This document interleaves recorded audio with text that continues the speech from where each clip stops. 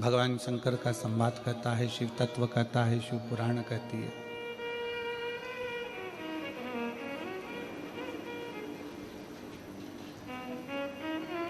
शिव को पाना, शिव भक्ति को पाना बहुत कठिन विषय नहीं।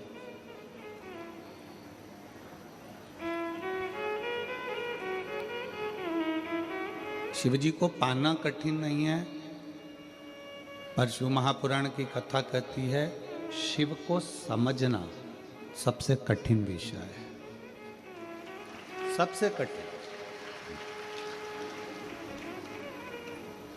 शंकर भगवान को पा लेना, एक लोटा जल चढ़ा देना, शिव के मंदिर चले जाना, बाबा को एक अक्षत का दाना समर्पित कर देना, बाबा को अपने मन की बात कह देना, बेलपत्र समर्पित कर देना, ये सब कुछ है।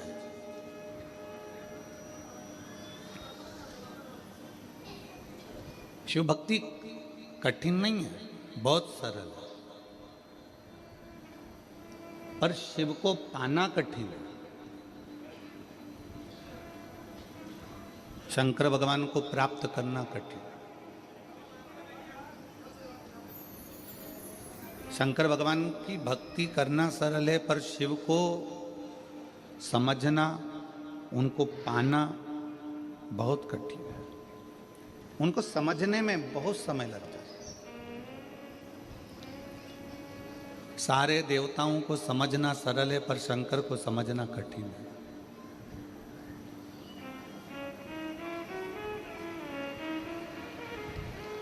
आप शिव को समझ जाएं, ये बहुत कठिन विषय है। संत, साधु, गुरुजन, तपस्वी जन, साधक, उपासक, इनका तप करते करते पूरी जिंदगी निकल जाती है, तो भी शंकर को नहीं समझ पाते। आप और हम तो साधारण हैं। आपकी जिंदगी और हमारी जिंदगी तो एकदम सिंपल, एकदम सादी है। 2 रोटी खाना, राम नाम गाना, कथा में जाना, अपना कर्म करना, भजन करना और अपनी भक्ति में डूबना। और दुनिया की सबसे बड़ी दौलत, दुनिया की सबसे बड़ी संपत्ति आपकी श्रेष्ठ बुद्धि है।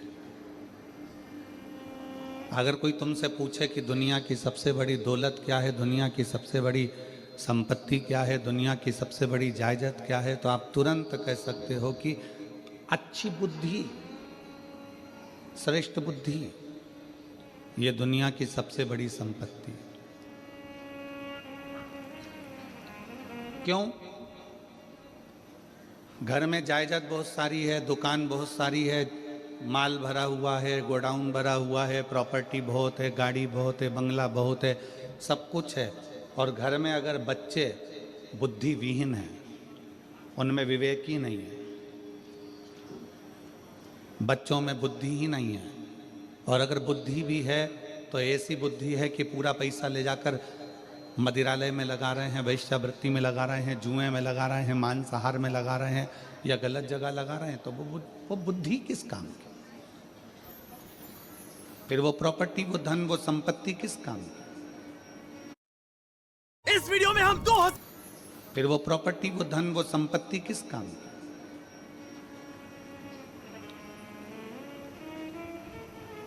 दुनिया की सबसे बड़ी दौलत है श्रेष्ठ बुद्धि, और दुनिया का सबसे बड़ा हथियार है आपका धैर्य।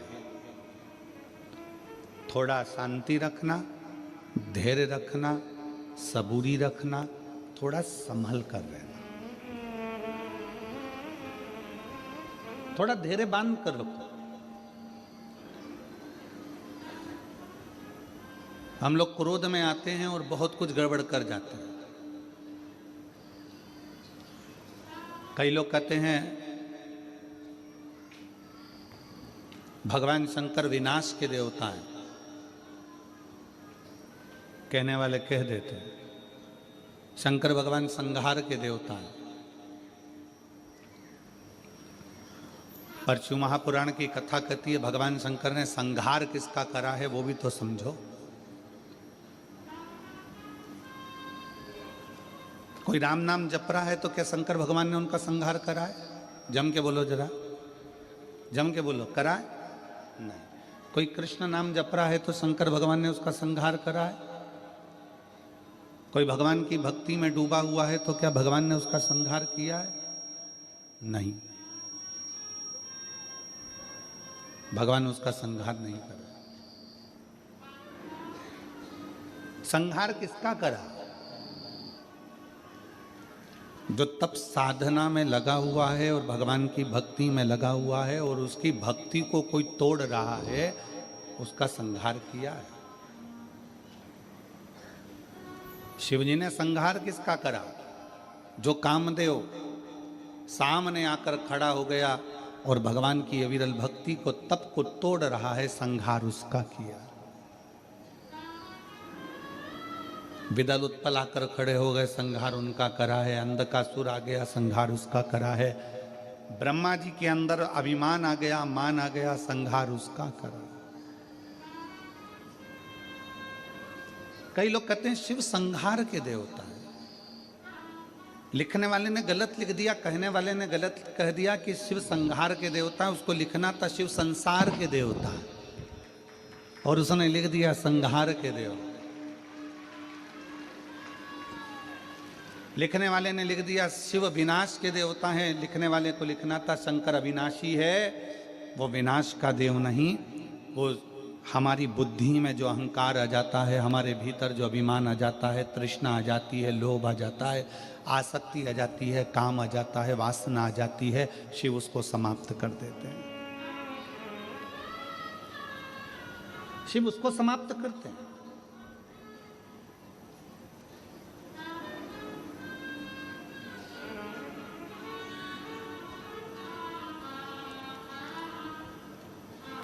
अभी महाराज जी कह रहे थे पास में कि इस क्षेत्र में इतने शिव भक्तों को देखकर आज पूरा छत्तीसगढ़ गौरवान्वित हो रहा होगा। इतने शिव भक्तों को देखकर क्षेत्र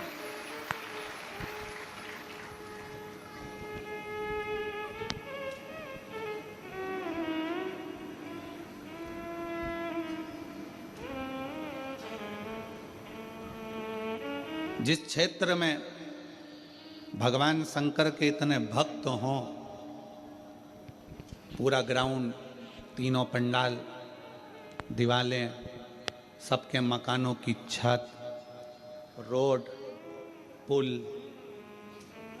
पूरी गांव की एक एक गली भक्तों से भरी पड़ी हुई है। और इतने भक्तों को हम नहीं दिख रहे हैं। आप टीवी के माध्यम से, आस्था चैनल के माध्यम से एलईडी पर देख रहे होंगे, पूरी गलियां भरी पड़ी हुई है, पूरे गांव की छतें भरी पड़ी हुई हैं। और इतने शिव भक्तों को हम नजर भी नहीं आ रहे होंगे। हो सकता है कि किसी के कानों में इतने चोंगे भी ना लगे होंगे, क्योंकि चोंगे की भी कैपेसिटी होती है। एक कथा में लगभग 500 चोंगे लगते हैं। पर आज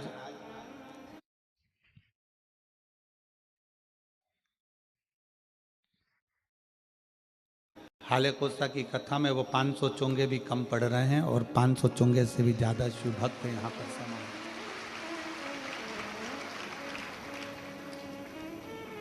ये अविरल भक्ति है आपकी। महाराज जी कह रहे थे इतने शिव भक्त छत्तीसगढ़ की धरा पर, इस हाले कोसा क्षेत्र में, इस राजनांदगांव के इस क्षेत्र में, डोंगरगढ़ के इस क्षेत्र में अगर दर्शन हो रहे हैं तो ये कहीं भोलेनाथ बाबा की कृपा ही, शिव की कृपा ही है, उनके उदार, उनके करुणा। सिटी मॉल ऐप के साथ अब होगी बचत ही बचत। ही शिव की कृपा ही है, उनके उदार, उनकी करुणा। और मैंने तेरा ही दिया, मैंने खाया पिया है, तेरा शुक्रिया, तेरा शुक्रिया। मुझे भोले बाबा ने बहुत दे दिया है, तेरा शुक्रिया, तेरा शुक्रिया।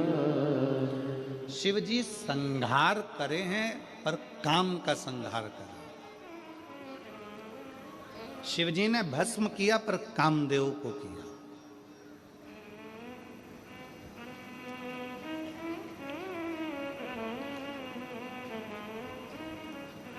क्योंकि ये भीतर का जो अहंकार है ना, ये व्यक्ति को बर्बाद कर देता है।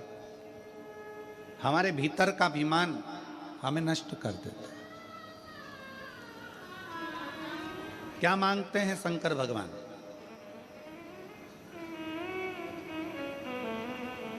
शिव जी के मंदिर में जाकर क्या देना चाहिए? भगवान शंकर तुमसे क्या मांगते हैं? शिव जी कहते हैं, पार्वती खंड में, शिव महापुराण के पार्वती खंड में शंकर भगवान ने कहा है, मुझे वो दो जो तुम्हारा खुद का है, मुझे दूसरे का नहीं चाहिए।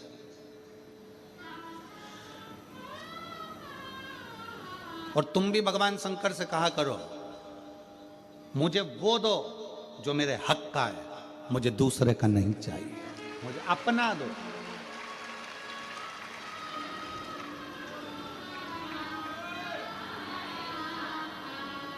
शिव जी क्या कहते हैं पार्वती जी से? पार्वती, संसार में रहने वाला शिव भक्त मुझे वो दे जो उसका खुद का है। अब खुद का क्या है तुम्हारे पास में जो शंकर जी मांग रहे हैं? पैसा, जिसको तुमने दुकान पे बैठ के कमाया, फैक्ट्री में कमाया, वो तुम्हारा है? जम के बोलो जरा। नहीं। घर, जिस पे तुम्हारी रजिस्ट्री में सिग्नेचर हुआ, ठप्पा लगा, साइन हुए, वो तुम्हारा है? नहीं। कपड़े, वस्त्र, आभूषण, पैसा, दौलत, गाड़ी, बंगला, वो तुम्हारा है? नहीं। फूल तुम्हारा है? नहीं। जल तुम्हारा है? नहीं। दूध दही तुम्हारा है? नहीं। आप कहो कि ये शरीर भगवान को दे दे, तो ये भी तो तुम्हारा नहीं है, ये भी तुम्हारे माँ बाप का है, उसने पैदा किया है तुम्हें। जब शरीर ही अपना नहीं है तो ये सारी संपदा अपनी क्या है? तो भगवान करे तू अपना खुद का दे। खुद का क्या है? तो शिव महापुराण की कथा कहती है, खुद का है इस शरीर के अंदर उत्पन्न होने वाला अहंकार। जब तू मेरे मंदिर में आए तो अपना अहंकार मुझे देकर चले जा। वो खुद का है। अहंकार व्यक्ति का स्वयं का होता है। और शिव जी आपसे अहंकार मांगते हैं। लंका के राजा रावण से भगवान शंकर ने कहा क्या था?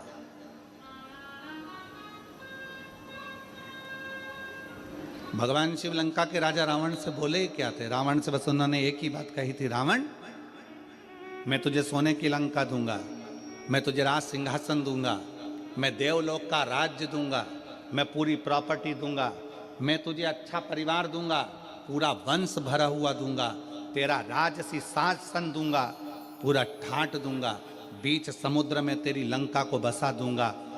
रावण बस एक काम करना कि तू मुझे कुछ देना चाहे मत देना, अहंकार मुझको दे देना, सब कुछ दूंगा, पर तू अहंकार मत लेकर, तू अभिमान मत रखना। ऐसी कौन सी चीज है रावण में जो तुझे नहीं दे सकता? क्योंकि तू मेरा भक्त है और तू मेरा प्रिय भक्त है। रावण ऐसा क्या है जो मैं तुझे नहीं दूंगा? सब कुछ दे दूंगा, बस तू अपना अहंकार मेरे दरवाजे पर आकर छोड़ देना, अपना अहंकार।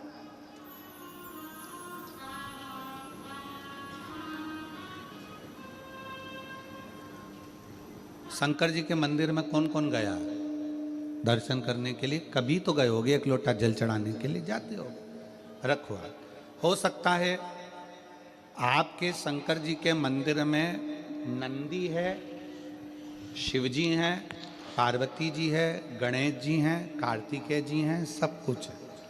हो सकता है आपके शंकर जी के मंदिर में कछुआ नहीं हो, पर आप लोगों ने कहीं कहीं पुराने पुराने मंदिर अगर गए हो, जैसे त्र्यंबकेश्वर गए हो महाराज जी, त्र्यंबकेश्वर, घृष्णेश्वर, भीमा शंकर आदि आदि जितने भी शंकर के विशाल पुराने शिवालय हैं, आप वहां जाकर दर्शन करेंगे तो नंदी और नंदी के सम्मुख में कछुआ भगवान की ओर मुंह कर कर बैठा।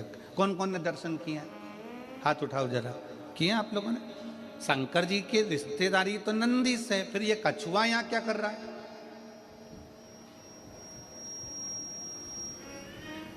शिव जी के मंदिर में कछुए का क्या काम आ गया?